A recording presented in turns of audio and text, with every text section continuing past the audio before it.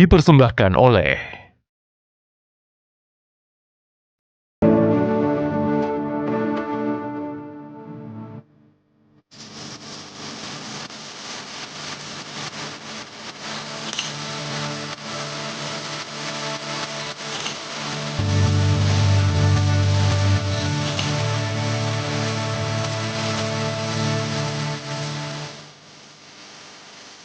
Pemirsa, pemenuhan kebutuhan hunian layak kerap menjadi kota besar, khususnya bagi masyarakat di bawah upah minimum. Harga tanah kian melonjak, sementara ketersediaan lahan di kawasan perkotaan kian menipis.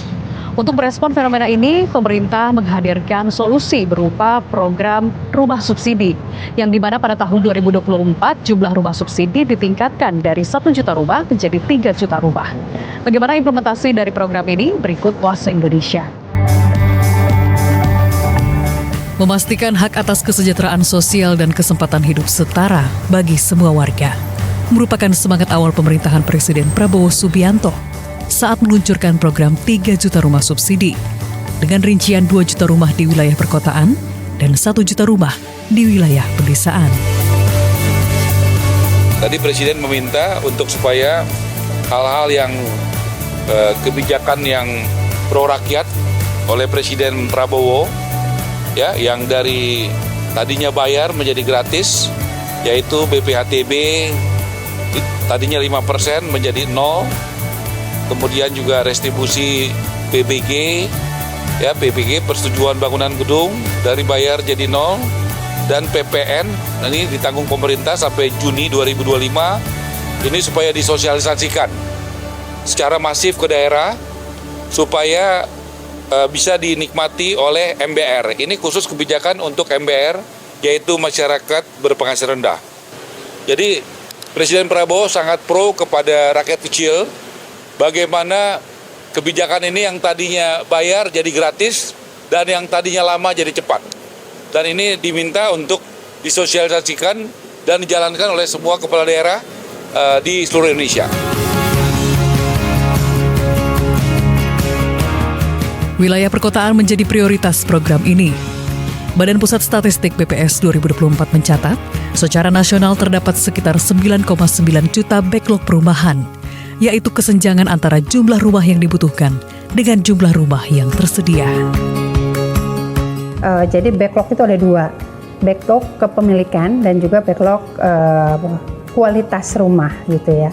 Jadi artinya apa? Ada 9,9 juta masyarakat Indonesia yang belum memiliki rumah. Dan ada 26,9 juta masyarakat Indonesia yang rumahnya tidak layak huni. Jadi dua backlog Allah itu yang mendasari kami kemudian menuju program 3 juta rumah tadi. Jadi bagaimana kita mendorong masyarakat untuk bisa membangun rumah dan juga bagaimana kita membantu masyarakat juga untuk merenovasi rumah. Adapun pemerintah menetapkan rumah subsidi diperuntukkan bagi masyarakat berpenghasilan maksimal 8 juta rupiah. Skema pembiayaan disusun dengan mempertimbangkan batas maksimal kemampuan bayar.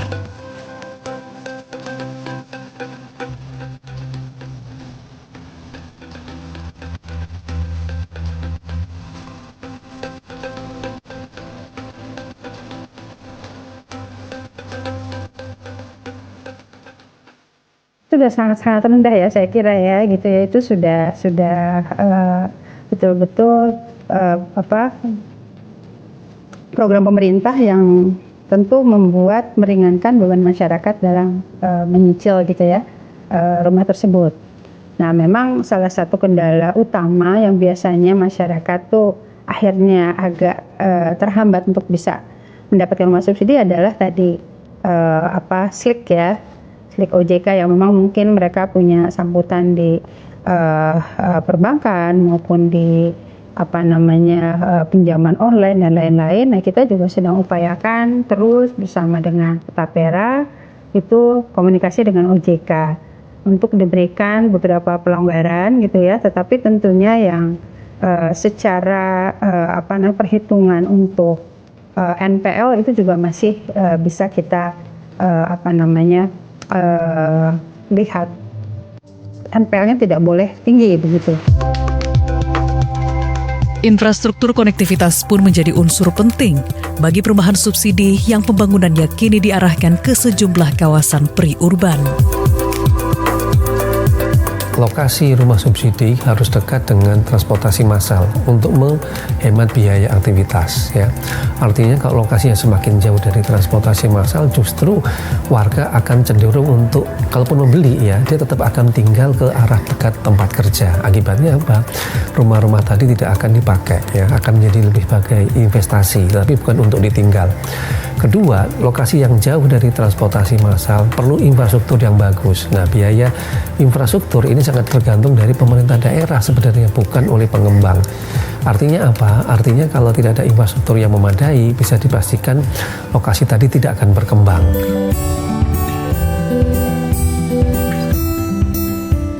Kami juga sudah berkoordinasi dengan Kementerian Perhubungan, dengan Dirut KAI gitu ya, untuk tadi akses terkait dengan kereta ya, seperti kayak di Maja gitu ya, jauh gitu ya, tetapi ke Jakarta nggak nyampe 1 jam misalnya gitu, karena memang stasiun-stasiunnya itu juga diperbanyak sehingga bisa mendekatkan akses transport ke dalam perumahan-perumahan.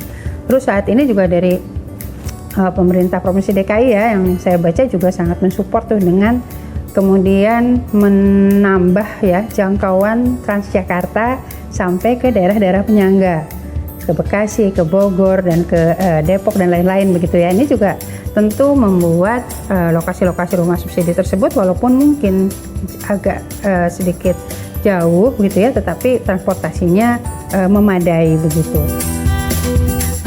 Isu lain yang tak kalah menarik dari rumah subsidi adalah soal kualitas bangunan. Di tahun-tahun sebelumnya, masyarakat menilai kualitas rumah subsidi buruk karena intensitas kerusakan yang kerap terjadi.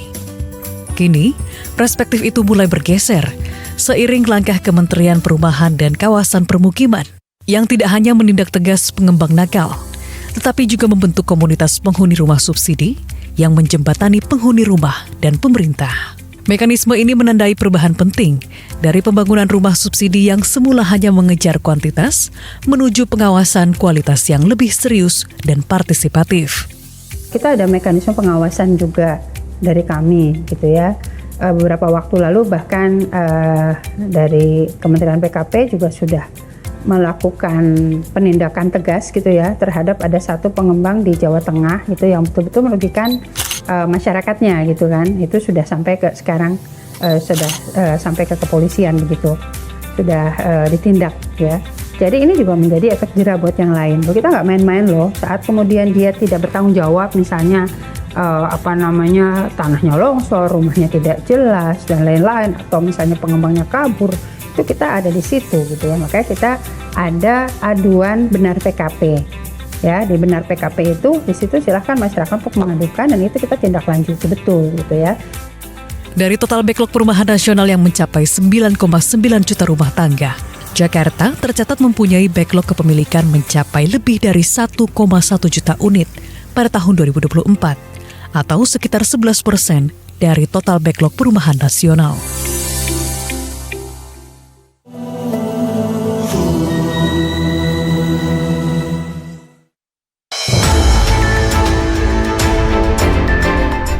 Berbagai peristiwa penting terjadi sepanjang hari. Menerima armada becak bertenaga listrik bantuan Presiden Prabowo Subianto. Berita faktual dan mendalam yang menjadi sorotan kami rangkum untuk menutup aktivitas Anda. Sejumlah petugas Inafis Polres Jakarta Utara dibantu petugas. Saksikan laporan 8 malam setiap hari pukul 10 malam hanya di Garuda TV.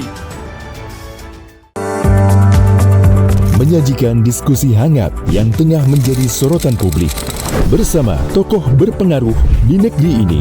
Terjadi apabila ada pengetahuan dan keberanian mengungkap berbagai pandangan dari isu sosial, politik, dan ekonomi. Program kunci dari Pak Prabowo adalah membangun SMA unggul. Tempat di mana ide memiliki arti penting. Kami beri nama Transkiara H. Orang penting setiap Jumat pukul 9 malam hanya di Garuda TV.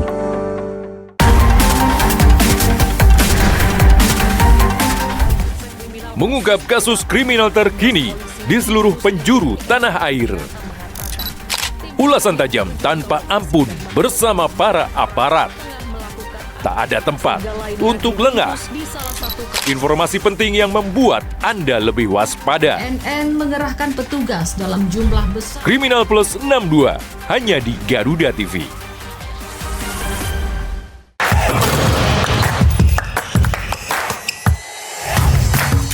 Hey Basket Mania, saatnya ngobrolin segala hal tentang dunia bola basket. Mengulas pertandingan terbaru, highlight pemain panas, fun facts, sampai tren dan drama di lapangan. Kita kupas tuntas bersama di Hoops Vibes. Setiap hari Minggu, pukul 1:30 siang, hanya di Garuda TV. Serangkaian aksi baku tembak meletus di kota Rio de Janeiro. Menyorot setiap detik penting, dari peristiwa mancanegara, dinamika politik internasional, hingga kebudayaan bangsa. Ikuti langkah Presiden dan para pemangku kepentingan di kancah kerjasama internasional. Jadi Israel menyatakan tetap melanjutkan gencatan senjata. Dunia Kita, setiap Jumat, pukul 4 sore, hanya di Garuda TV.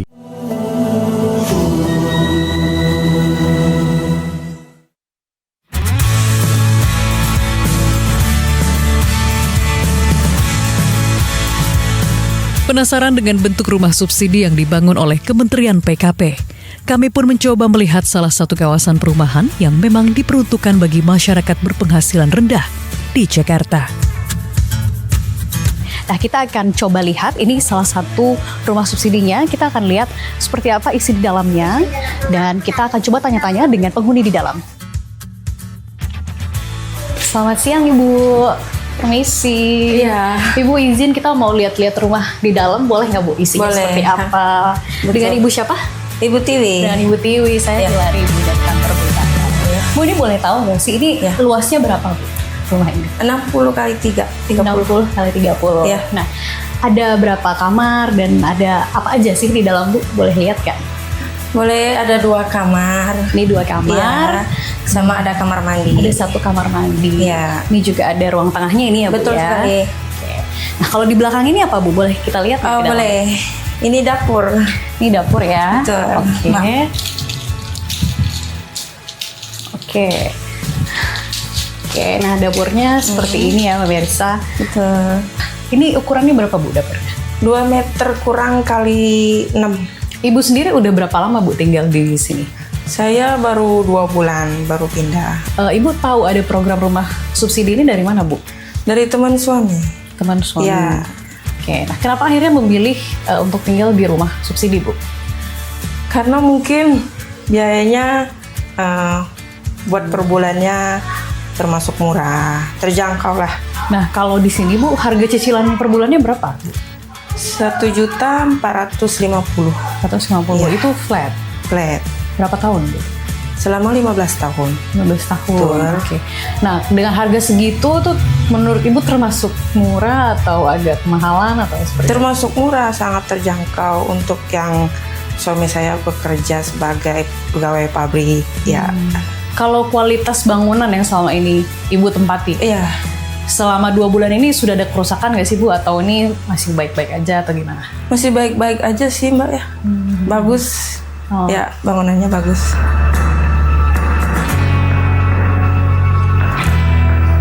Kehadiran rumah subsidi menjadi harapan baru bagi Tiwi dan keluarganya yang akhirnya bisa memiliki hunian tetap setelah sebelumnya harus menjalani keseharian di kontrakan kecil berukuran 20 meter persegi.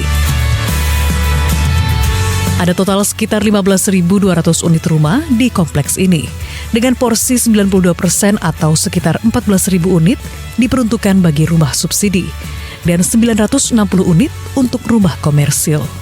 Para pengembang yang berpartisipasi dalam program rumah subsidi harus melalui seleksi ketat pemerintah yang menuntut kualitas dan keterjangkauan harga bagi masyarakat berpenghasilan rendah guna menghapus stigma rumah subsidi.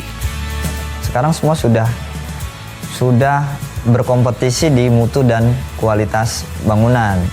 Yang dulunya mungkin speknya single dinding, sekarang sudah tidak ada single dinding, semuanya double dinding. Yang dulunya itu ada yang bilang perumpamaan rumah subsidi itu kita survive, kita tinggal 5 langkah plesterannya temboknya runtuh gitu. Sekarang udah nggak ada, dan jelas pemerintah menerapkan aturan tentang pembangunan rumah subsidi itu ada yang harus ditaati oleh pengembang karena dikontrol juga sama pemerintah.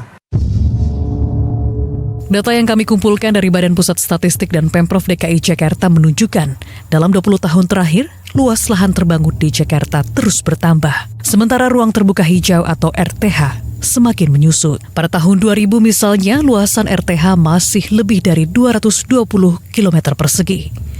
Kini berkurang menjadi sekitar 124 km persegi. Tren ini menunjukkan upaya membangun rumah tapak di Jakarta sudah tidak mungkin.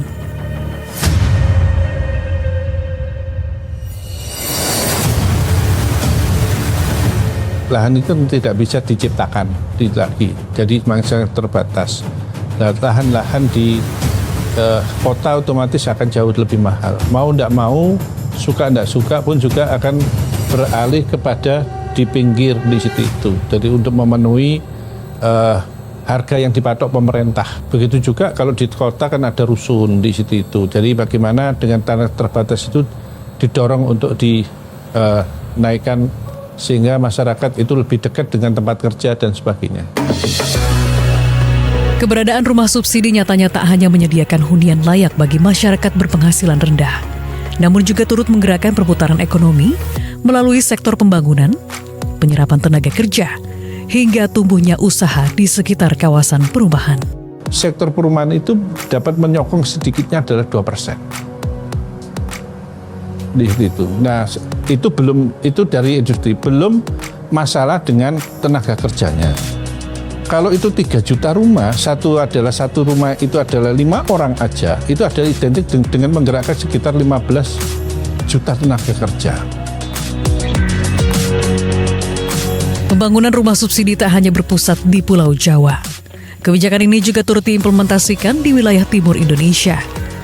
Di Sulawesi Selatan misalnya, backlog perubahan masih cukup tinggi, yakni mencapai 239.456 unit, di mana Kota Makassar menyumbang angka terbesar, sekitar 91.000 unit.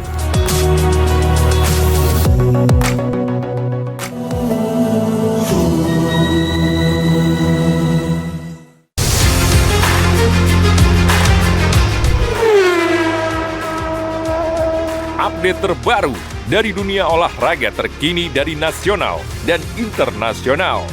Ikuti analisis tajam dan rekap momen epik. De la foule en délire ici à réaliser la frontière. Saksikan Sport 8 hanya di Garuda TV.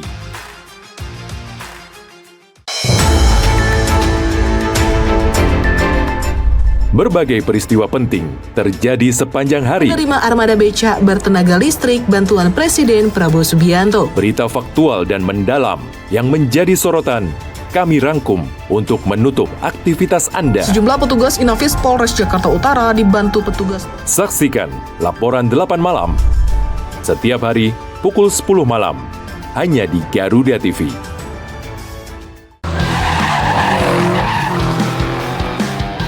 Temukan semua hal menarik tentang otomotif di sini. Pembalap harus mencetak catatan waktu tercepat. Dari inovasi terkini hingga aksi seru di arena balap kami hadirkan. Informasi lengkap dari nasional hingga internasional. Mengasah kemampuan pembalap dan para profesional mesin. Saksikan Otomotive hanya di Garuda TV.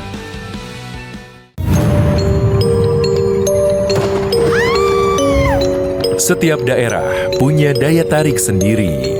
Cerita rakyat yang turun-temurun masih hidup hingga kini. Legenda yang diwariskan hingga misteri yang jarang terungkap. Dibangun sejak tahun 1640, bangunan Museum Wayang tentu menyimpan kisahnya sendiri yang menarik untuk dibahas. Saksikan Misteri Hidup hanya di Garuda TV.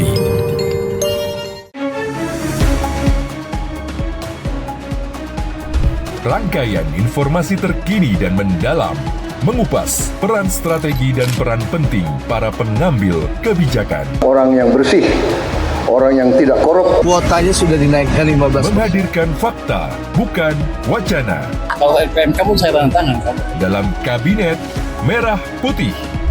Setiap hari pukul 5 sore. Hanya di Garuda TV.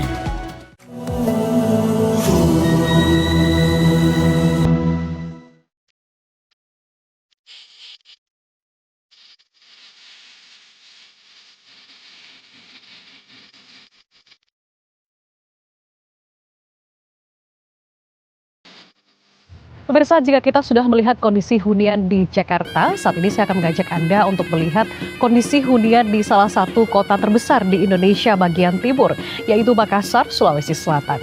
Pesatnya pertumbuhan ekonomi di wilayah ini beriringan dengan meningkatnya harga tanah yang mencapai 25 juta rupiah per meter persegi. Hal ini menyebabkan terjadinya ketimpangan antara jumlah hunian yang dibutuhkan masyarakat dengan jumlah hunian yang sudah terbangun. Seperti apa kondisinya? Mari kita lihat bersama. Kehadiran rumah subsidi tak hanya berkembang pesat di Pulau Jawa.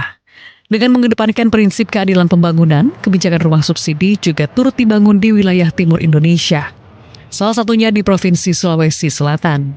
Pertumbuhan perekonomian yang kita berbicara kawasan saja, berbicara kawasan di Maminasata, Makassar, Maros, Sungguh Minasa, dan Takalar. Nah, investasi yang dari luar itu kebanyakan masuk di kawasan Maminasata, khususnya di Makassar. Untuk masyarakat yang ada di kota Makassar, untuk membangun rumah baru, itu sudah sangat-sangat kecil kemungkinan.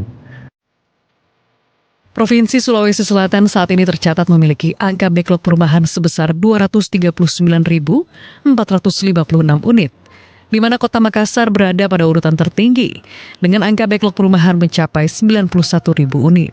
Sementara itu, UN World Urbanization Prospects mencatat setiap tahunnya kota Makassar mengalami pertambahan penduduk sebesar 32.460 jiwa. Untuk menjawab fenomena ini, pembangunan perumahan layak huni pun mulai diarahkan ke wilayah-wilayah penyangga. Strategi ini bukan sekedar perluasan spasial, melainkan bagian dari upaya mendesain ulang pusat-pusat pertumbuhan baru yang lebih merata dan berkelanjutan. Nilai lahan yang terlalu tinggi tidak cocok dengan nilai jual untuk rumah bersubsidi. Sehingga untuk mengatasi backlog yang di Kota Makassar ini, maka pembangunan perumahan itu berada di luar Kota Makassar, di pinggiran Kota Makassar. Tetapi usernya, peminatnya adalah masyarakat Kota Makassar. Nah, kemudian pertumbuhan perumahan untuk di Sulawesi Selatan itu sekitar 1,3% untuk tahun 2024 itu menurun. Nah, jadi yang untuk 2024 pertumbuhan rumah di Sulawesi Selatan itu cuma 29.675 unit. Berarti kontribusi pembangunan MBR ini terhadap backlog perumahan itu cukup besar. Itu sampai berapa persen? 14.200 itu sampai 10% lebih.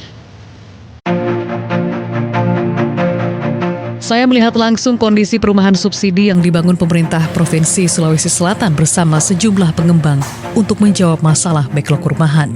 Salah satu kawasan yang kini berkembang pesat adalah Moncong Loe, Kabupaten Maros. Jaraknya sekitar 12 km dari kota Makassar, dengan waktu tempuh kurang dari 30 menit.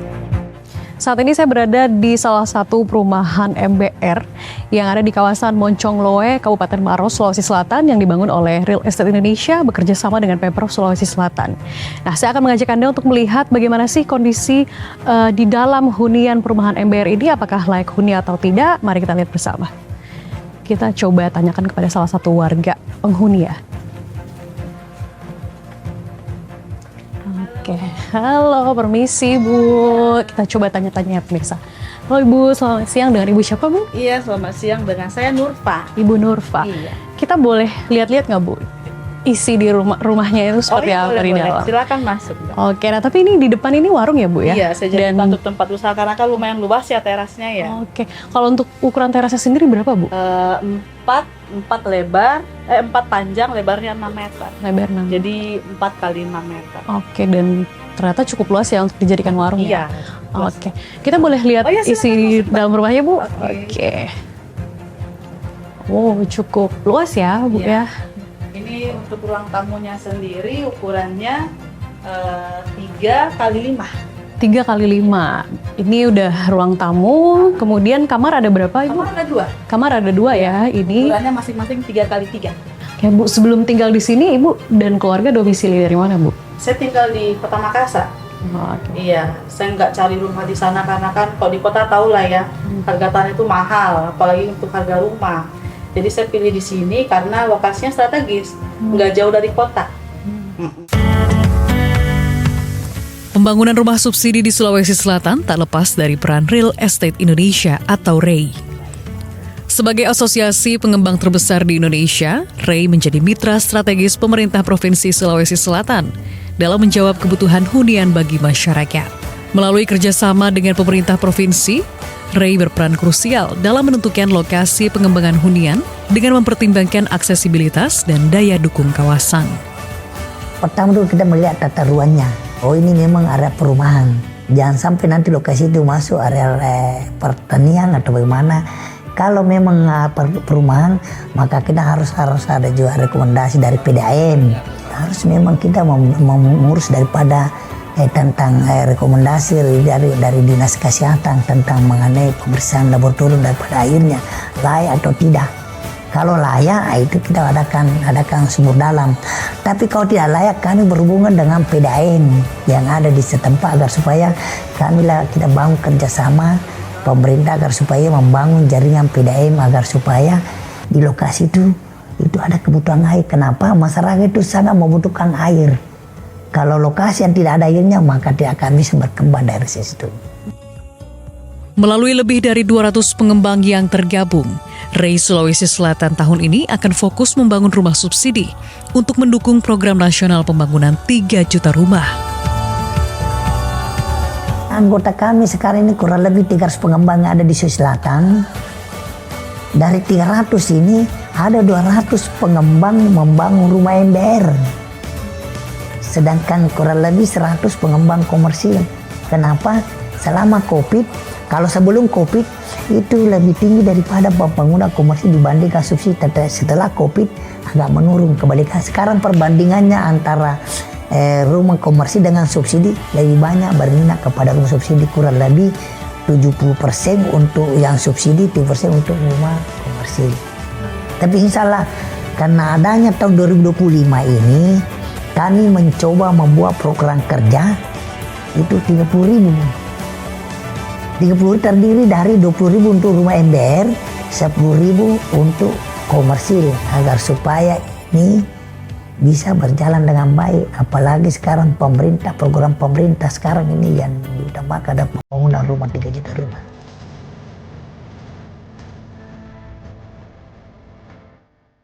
Program rumah subsidi tak hanya sekedar menyediakan hunian layak bagi masyarakat berpenghasilan rendah, tetapi juga turut meneguhkan prinsip keadilan pembangunan. Dengan jangkauan yang merata hingga ke berbagai wilayah Indonesia. Stigma rumah subsidi perlahan dihapus untuk mewujudkan peningkatan kualitas hunian. Sebuah langkah yang tidak hanya membangun rumah, tetapi juga membangun kesetaraan masa depan.